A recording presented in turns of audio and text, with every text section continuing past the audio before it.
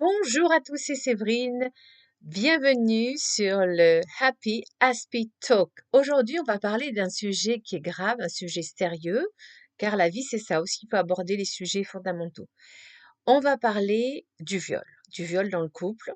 J'ai eu envie d'en parler parce que j'ai découvert une affaire qui m'a profondément choquée. Et en fait, ce qui m'a choquée dans cette affaire, c'est le verdict.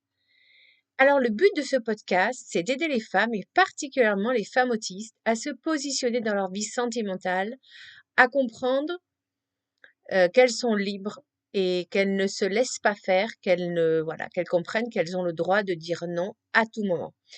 Cette affaire qui m'a fait réagir, c'est l'affaire Harry Habitant. Vous en avez peut-être entendu parler.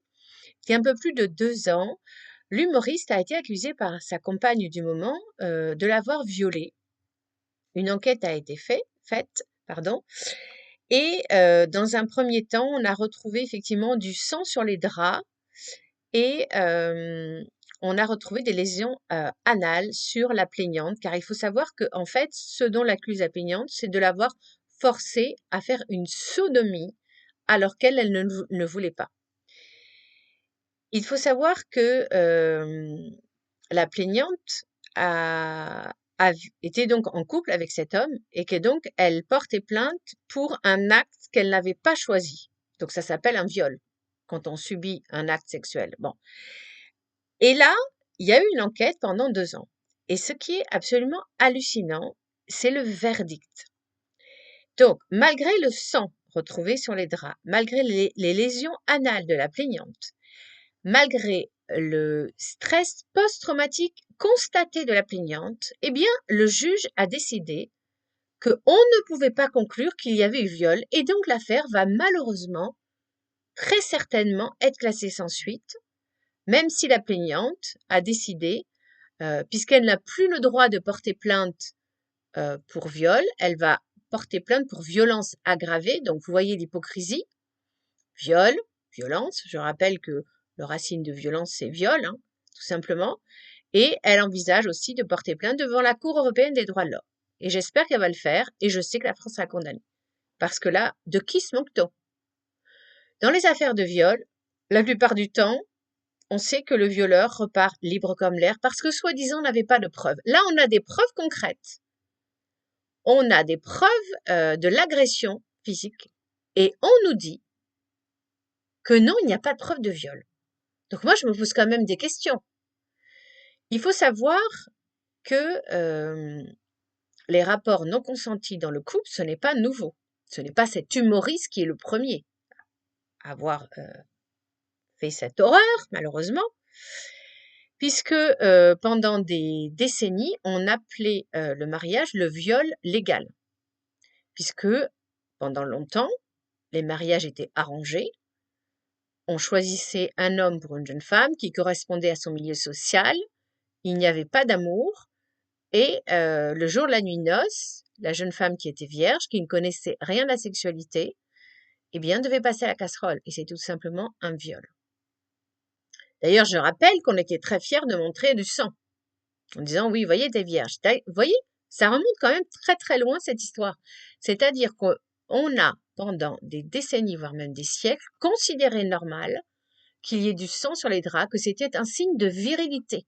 Et je me demande si ce n'est pas à cause de ça qu'on arrive à ce verdict aberrant, ce verdict honteux, ce verdict ignoble dans l'affaire Harry Habitant.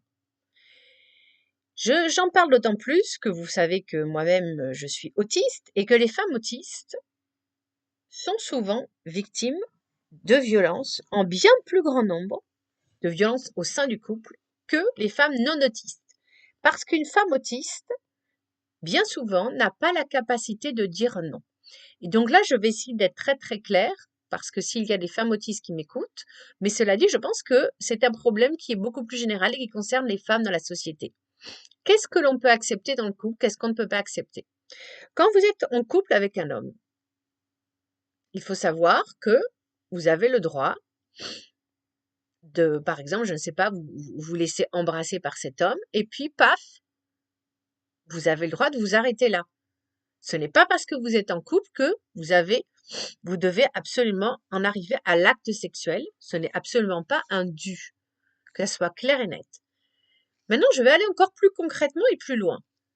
Vous pouvez donc être dans une période où vous embrassez cet homme, il vous embrasse, vous échangez des baisers langoureux, cet homme commence à vous caresser, et puis tout d'un coup, vous avez le droit de décider de vous arrêter, que vous n'avez pas envie d'aller plus loin. Je tiens à le dire. C'est votre droit le plus strict. Ça s'appelle le consentement. Alors, ce qui se passe bien souvent dans les couples, brisons le tabou, c'est que, sans faire de généralité, l'homme, dans l'ensemble, a plus souvent, envie d'avoir des rapports sexuels que la femme. Évidemment, il y a toujours des exceptions. Et l'homme va dire j'ai envie, etc. Et puis la femme, vous savez, la fameuse excuse, pas ce soir, j'ai mal à la tête. En fait, non, c'est simplement je n'ai pas envie. Pourquoi n'est-on pas capable, à l'heure à laquelle nous sommes en 2024, dans les couples, d'avoir un dialogue honnête où la femme dit qu'elle n'a pas envie d'aller au rapport sexuel? Pourquoi est-ce qu'on devrait toujours en arriver au rapport sexuel? L'amour ne s'exprime que par le coït? C'est quand même hallucinant. Et puis revenons à cette histoire aussi de sodomie. C'est une pratique absolument dégueulasse, hein, je tiens à le dire, car je rappelle que la sodomie, c'est la pénétration de l'anus. Donc, qu'est-ce qui sort de l'anus? Eh bien, les excréments. Donc, honnêtement, cette pratique de la sodomie, il faut savoir, c'est quelque chose de très récent qui est arrivé avec l'industrie pornographique. Avant, il n'y avait pas cette pratique de la sodomie et il n'y avait pas non plus la pratique de la fellation.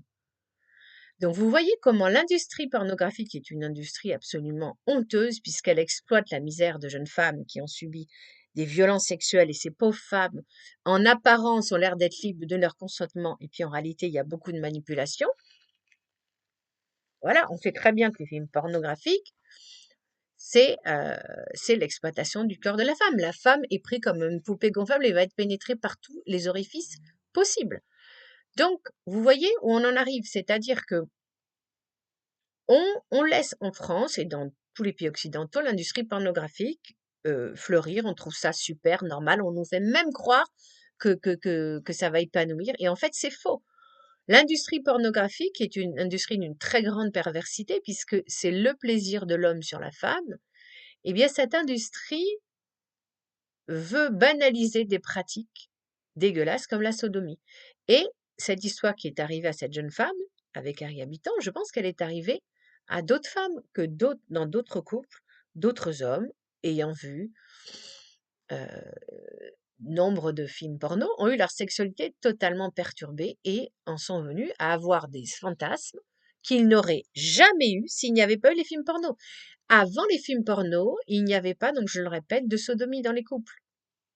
Alors, je ne parlerai pas des pratiques homosexuelles. Ce n'est pas le sujet, c'est encore un autre débat. Là, je parle des couples hétérosexuels. Il n'y avait pas de fellation. C'était des choses révélées à la prostitution, tout ça. Donc, il faut prendre conscience de ça, se dire que vraiment, la pornographie, c'est dégueulasse. Faites tout ce qui est en votre pouvoir pour que vos enfants n'en voient jamais, mais même pas une minute. Voilà. Moi, je suis une enfant des années 70, donc mes parents étaient des 68 ards, et évidemment, on m'a fait croire pendant des années que c'était cool la pornographie. En fait, ce n'est absolument pas cool, c'est l'exploitation du corps de la femme. Il y a beaucoup de violence dans la pornographie, beaucoup de tromperies. Il faut savoir que les acteurs eux-mêmes le reconnaissent, de films X ne prennent absolument aucun plaisir, c'est que de la simulation, c'est juste pour satisfaire les fantasmes de producteurs pervers. Donc, il faut arrêter tout ça. Donc voilà. J'espère que ce podcast vous aura donné à réfléchir, que vous soyez une femme autiste ou non, ou peut-être même que vous soyez un homme. Je voudrais qu'on redécouvre une autre façon de vivre la sexualité. Que voilà, la pénétration, déjà, qu'on abandonne cette histoire de la sodomie qui est vraiment quelque chose de dégueulasse. Deux, j'aimerais que vraiment, voilà, les hommes qui ont comme ça une libido n'obligent pas la femme parce que sans arriver au viol, c'est très très courant dans tous les couples. Je ne sais pas s'il y a un seul couple qui pourrait dire qu'il n'a pas connu ça, Mais la majorité des couples, la femme finit par céder parce que l'homme n'arrête pas de lui dire j'ai envie qu'on couche, j'ai envie qu'on couche. Et elle n'en peut plus parce que c'est une sorte de, elle veut s'en débarrasser, c'est une sorte de harcèlement. Et du coup, qu'est-ce qu'elle fait?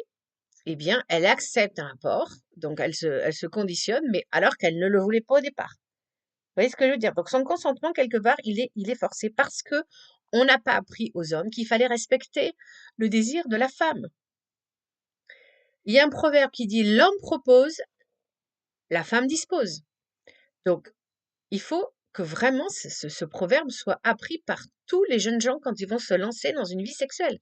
Déjà, pour moi, il n'y a pas de vie sexuelle sans amour. Et quand on aime quelqu'un, comment peut-on forcer la personne? Il y a d'autres façons de manifester son amour. On peut être beaucoup plus tendre que de passer à chaque fois à, à l'acte sexuel en lui-même. Il faut arrêter avec cette histoire comme quoi l'acte sexuel serait vraiment le summum du bien-être de l'amour. Nous sommes, voilà, en 2024. Les mœurs sont extrêmement libres entre adultes consentants en France. Jamais les Français n'ont été aussi angoissés. Donc, en quoi la sexualité apporte du bonheur, un épanouissement? C'est faux. Ce qui apporte du bonheur, un épanouissement, c'est l'amour, c'est l'échange dans le couple, c'est l'amour au sein de la famille, l'amour des enfants pour les parents, l'amour des parents pour les enfants. Mais arrêtons avec cette obsession française qui serait de dire que le bonheur et l'épanouissement passent par la sexualité. C'est totalement faux. Ce qui rend heureux, c'est d'aimer quelqu'un, c'est la gentillesse, c'est la bienveillance, c'est de partager des moments. Voilà, j'espère que ce podcast vous aura inspiré. S'il vous plaît, likez et partagez parce qu'il faut vraiment faire avancer la société. Et j'espère que d'autres femmes qui auront subi comme ça des viols dans le couple n'hésiteront pas à aller porter plainte parce qu'au bout d'un moment, ça va passer. Quand il y aura beaucoup de femmes qui vont y aller, on va pas à chaque fois dire non.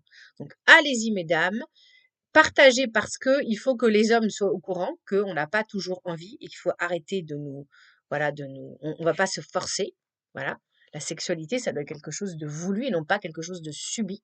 J'espère qu'il y aura des magistrats, des policiers qui vont tomber sur ce podcast. Donc, c'est pour ça, partagez, même si le sujet vous paraît un peu chaud, un peu gênant, ne soyez pas timide, il faut y aller parce que ça va vraiment sauver la vie de beaucoup de couples. Je vous embrasse et rendez-vous la semaine prochaine pour un nouveau talk sans concession sur la société. À bientôt!